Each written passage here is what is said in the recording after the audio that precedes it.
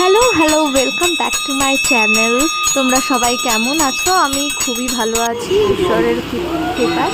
তো গত শ্রাবণ মাসে আমাদের বাড়িতে যে বাৎসরিক উৎসব বা বাৎসরিক পুজো হয় শিব ঠাকুরের, আমাদের যে বানেশ্বরের শিবলিঙ্গম আছে, তো সে তাকে বাবাকে পুজো করা হয় তার প্রতিষ্ঠা দিবস উপলক্ষে।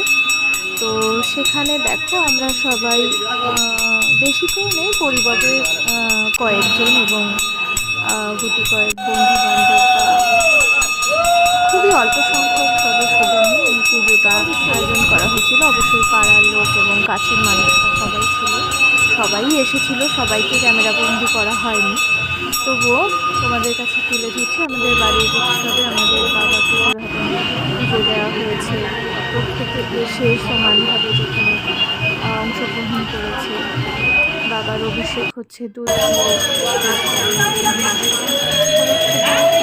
বাড়ির পুজোতে নিজেরাই ভীষণ ভীষণ ব্যস্ত ছিলাম, তার মধ্যে সময় পেরেছি এই উৎসবের আনন্দের সময়টা আমরা তুলে ধরার চেষ্টা করছি বা আমরা নিজেরাই রেখে দেওয়ার চেষ্টা করেছি কিছুটা হলেও।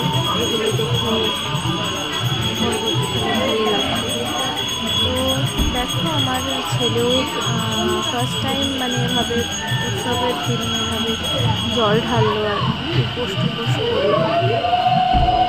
সেটা আমার কাছে খুবই একটা স্পেশাল মুহূর্ত ছিল, আমি সেটা ধরে রাখার চেষ্টা করি।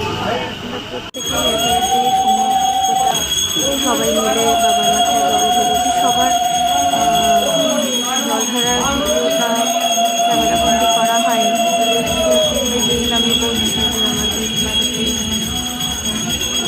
আমরাই যেহেতু নিজেরাই সবাই